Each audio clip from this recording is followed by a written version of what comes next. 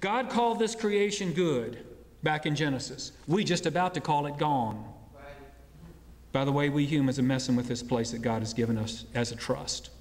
So we have to be alert how to be good stewards of God's creation, or what's left of it. Because as it goes, we go. This is our earth and our home. I've heard David Radcliff say, "This earth is in trouble, and we are continually having to work to deal with threats to God's creation." Welcome to Brethren Voices. This program brings together people of various faith groups in Portland, Oregon, all of whom are concerned with threats to the community and our livelihood in Portland, Oregon. Today we're going to be talking about the ecology, justice, and preserving our way of life and living in harmony with nature. Welcome to Brethren Voices. To explain what EcoFaith is all about, I'm going to ask Solveig to explain the organization and its structure. Thank you so much for this opportunity to share about what we're doing, about what we're up to here in Portland. So all of us here are part of an initiative called Beyond Fossil Fuels. That initiative, the Beyond Fossil Fuels initiative, is one of many initiatives of a larger group called EcoFaith Recovery. EcoFaith Recovery is a network of individuals and congregations around the Pacific Northwest, but particularly in the Portland area. And we are focusing our energies on awakening leaders within congregations to mobilize those congregations to take bold and courageous action for the recovery of human life and for the healing of God's creation. So that's what EcoFaith Recovery is about. Our initiative, Beyond Fossil Fuels, is one aspect of empowering leaders to take bold and courageous action. So we're focusing particularly on fossil fuel resistance and mobilizing and organizing the congregations to participate in that resistance movement. How we do that as people of faith is that we hold and design monthly grounding for action meetings. And those grounding for action meetings do just what it says. We are grounding ourselves spiritually and relationally so that we can take that bold and courageous action for the recovery of human life and the healing of God's creation. So EcoFaith Recovery is the overall umbrella organization, and underneath that is fossil fuel, what? Beyond fossil fuels. Beyond fossil fuels, like alternate energy and how do we develop those kind of things, but well, and our dependence and our exploitation of the fossil fuel. Right, it's the both and, right? It's like, how do we move beyond fossil fuels? Well, we have to resist the constant pressure right now, particularly in the Pacific Northwest, of fossil fuel companies wanting to export fossil fuels through our region.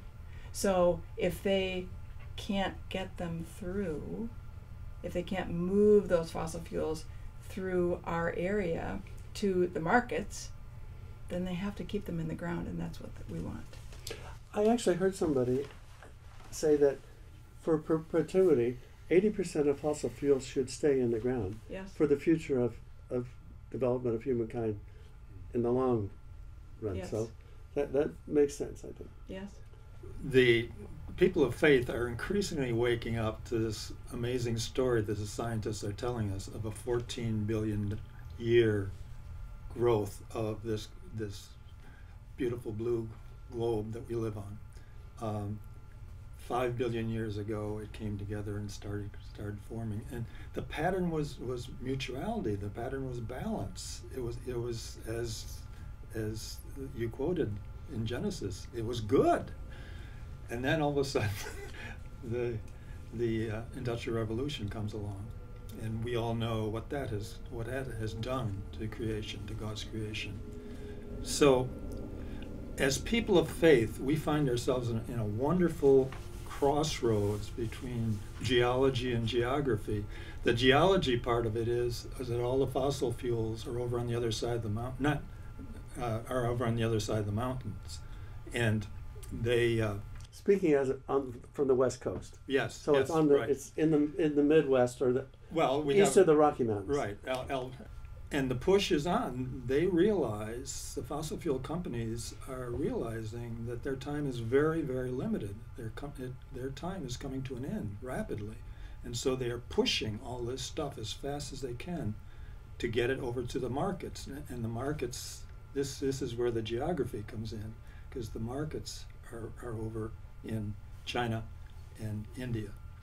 So we kind of see ourselves as part of a thin green line of resistance communities, of resurrection communities, if you will. Not always Christian, but in fact, frequently tribal folks and students, wonderful mix of folks, but all the way down the West Coast, from British Columbia through Washington, Oregon, down into California, excuse me. And this thin green line is holding out against that push to get those fossil fuels to China and India, where they will be burned and where the creation will suffer. So we see ourselves as people of faith, standing up for the creation, standing tall against this push. And as Solveig says, if they can't get the fuels through us to the markets over there, then they're not going to dig the fuels, and they're going to have to stay in the ground, and that's where they belong, if we're going to have a planet worthy of God's creation. Could I ask each of you to just take a minute to explain who you are, where you come from, what is your faith journey about, and why this is an important issue for you to take action on? That we are all born of the same elements as the sun, so we all share that. We are all energized by the spirit of life, and when one of us is suffering, we all suffer. And so it is our obligation to care for one another and the universe that we live in. And I want to have a place for my grandkids. I want them to have a place to live. So this is important work for me. And to breathe clean air and to drink clean water. And yes. I'm a pastor in the Lutheran Church, ELCA. I have been for almost 20 years. I am currently a pastor of a community called the Wilderness Way Community, which is an experiment in how to be church in a powerful way in the 21st century, facing the issues that we're all facing as human beings. One of the verses that has meant a lot to me in my life is when Jesus said, "I came that they might have life and have it abundantly." And like Levita, I want that abundant life for my children and their children. I want it for all children. And what I see is that cheap fossil fuels and the entire system that has created this kind of way of life for some of us has created comfort and ease for some, hardship for many, but I want abundance for all. And that's what Jesus said, right? I came that they might have life and have it abundantly. So for me, that's what it's about. It's about how do we live in such a way that we can have abundant life for all and not just for some. I deeply believe that God gave us this planet not to use up, but to protect. And I think we've gotten that wrong over the years. I think our culture has seen the earth as ours to use, and that's not why God gave us this earth. And we need to turn that way of thinking around. I deeply believe that our work as people of faith is to take what we learn through our faith community and take that out into the world to do the work that God has blessed us to be able to do. So we're not my faith calls me to go out and work on behalf of this creation that God has given us. I think what brought me originally, most viscerally, into this resistance was the birth of a child, and that child was my granddaughter. And suddenly I was put in a position of saying to myself, "You've talked this talk all these years. You have lived this life all these years. Now it's time to put it on the line, because that little girl is going to be living a hellish existence if you and other people of good faith don't do something." So whether we will build the capacity to make it less hellish or not, who knows? God knows in His wisdom. But that's what brought me originally into this, Brent, and that's where I'm still grounded in this. My granddaughter now has 2 little twin brothers, so it's even more important for me. I've heard so many people say that their whole perspective of life changed when they became grandparents. It does. Suddenly, things became different and Yeah. so much more important. Yeah.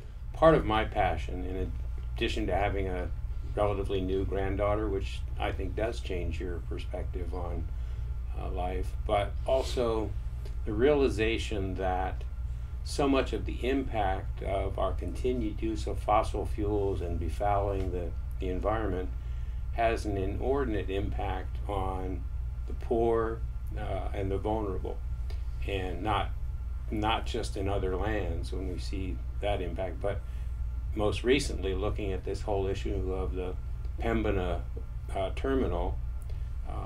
It's going to have a very heavy impact on some of the most vulnerable communities in Portland. When you look at the potential of blast zones and other things, and so that really triggers my sense of injustice, and as a person of faith, wanting to do what I can to empower communities to resist this and to take a stand to have a healthy future for all of our community, not just those who can afford to isolate or insulate themselves from the impacts.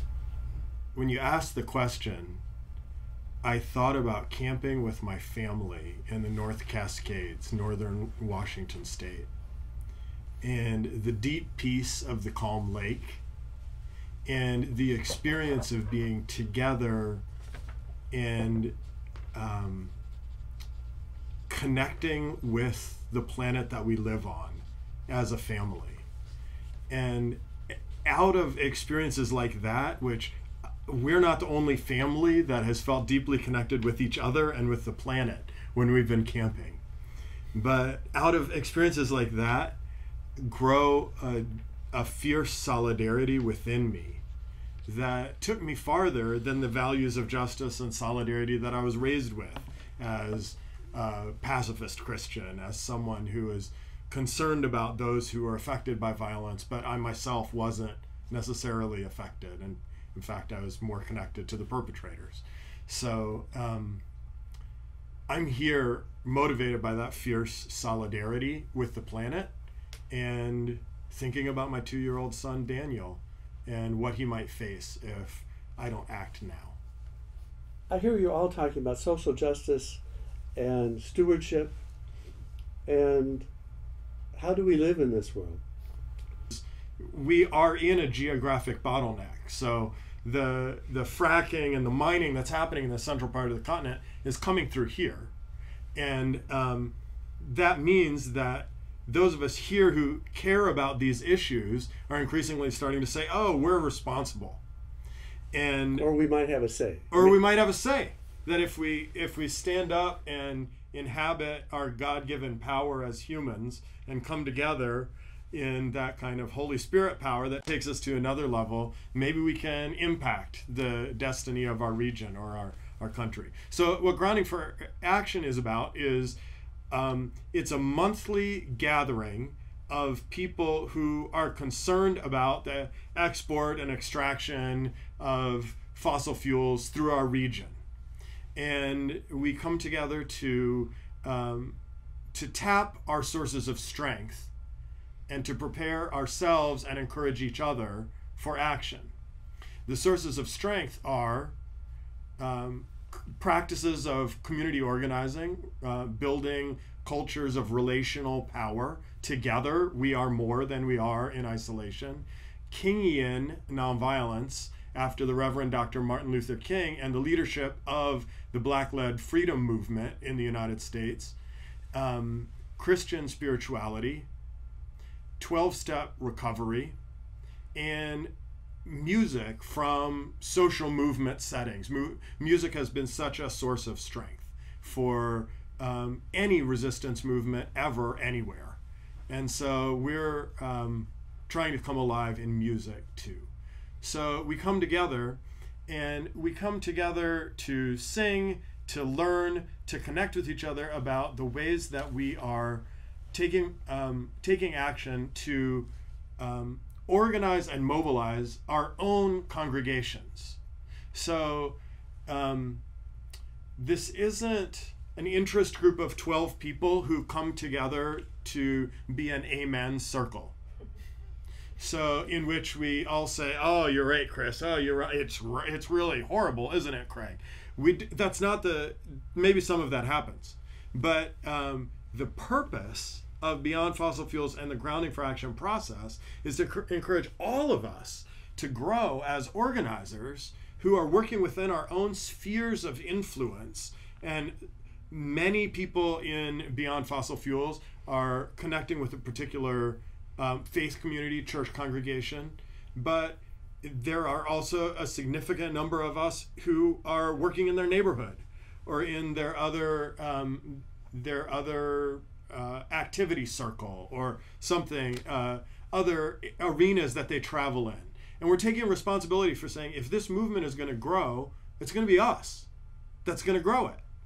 And so not just we have the right values and aren't those fuel companies evil, but what do we need to do? What are we going to do next? And what's been really exciting as the Grounding for Action process and Beyond Fossil Fuels has grown just recently is that we've started to be involved in immediate campaigns. And so that's something that we'll be talking about a little bit more tonight, that we're actually bringing people from our congregations into a process to try and impact political decisions, policy decisions in the region, so that we can stop new fuel terminals, so that we can take concerted action. When I hear you talking, I think about being the change you want to see in the world. Yes. And so this group is a group of people who are supporting each other, being that change and encouraging others to be that change. Am I catching that? Well, yes and no. So the yes is that sounds great, and people like to post that on Facebook. That quote in and of itself doesn't often stay grounded in the whole tradition of Gandhian social struggle. It's be the change, like it's attributed to Gandhi, right? Is that right? Mm-hmm. It's like, yeah. Oh, yes, Gandhi, he's so wonderful. Gandhi was a wily strategist who organized for decades and had campaigns to both build the alternative and to resist that which needed to be stopped. So yes, it is be the change you want to be in the world, but it's the other part of Gandhi. It's not just we're gonna be recyclers, and that will save the world. Well, it's not gonna. One of the experiences that I have had, and that many of us have had, who are concerned, who hear about a hearing that's happening, and we just want to go, and we need to do something, right? Well, I've had this experience, and many of us have had, where I go alone, or maybe with one or two other people. I leave alone, or maybe with one or two other people. I haven't made any connections, and I do not experience it as a powerful experience. And in fact, it's almost disempowering. because it's so isolating, right? So many of us have had similar experiences like that we said, we don't want to do it that way. We just don't want to do it that way anymore. So it's not about just, okay, let's get a few more people, right? But it's being deeply grounded, and then again, reaching out to our congregations or the people we're already connected to who know us and with whom we can share the values that we have. And we can say, you know what, this is really important to me. This is really important to me. Would you come with me? Can we do this together? So, like when Solvay's talking about she can't go by herself. We just had a meeting today, and what Levin is doing is saying, not just Solvay, but people from Wilderness Way, people from Central, people from All Saints, come together. Let's understand how we can take our collective power together. Let's decide, say, we'll go see this commissioner. But when we go see this commissioner, how do you do that in a way that is really going to create power? You share your story. You let the commissioner know how this impacts you, your community, and then how it impacts him and what he can do. And then and when you come out of meeting together with that commissioner as a group, then you take time to evaluate it. What did we do? What could we do differently? What can we do next to keep creating and building more and more power to enact change and to transform? One of the things that you're working on right now is a big issue with a natural gas terminal that's being proposed. Chris, I understand you have some information about what's going on with that, but could you explain what that issue is all about? As people of faith, we have a unique current opportunity to keep Portland from becoming a major exporter of fossil fuels by stopping the Pembina of Canada from establishing a propane terminal here and along the Columbia River. We have concern for the lives of the people who living along the tracks who would be breathing these fumes were the terminal to be established. We have concern for the Columbia River and the land along the river and the people, given the potential of a major explosion. There would be potentially very huge explosions from these trains coming down the tracks full of propane. And those explosions could range from as far as Hayden Island to St. John's and even beyond, so the impact would be devastating potentially. And that's like 20-mile radius. It's a huge area. It's huge. And we have concern for the, of course, continued damage to the atmosphere and continued fracking, which poisons our water and ruins our land. The U.S. Department of Transportation says there's about 10 major incidents of explosions a year relating to the transportation of gas and oil. And we only hear about them occasionally, but that's a lot. I don't hear or see much in the news about all this. Once in a while there's something little, but not too much is being told in the media about the impact and these huge investments that the fossil fuel industry is making. I know that the fossil fuel industry as a group have spent $2 million in the year 2014 lobbying.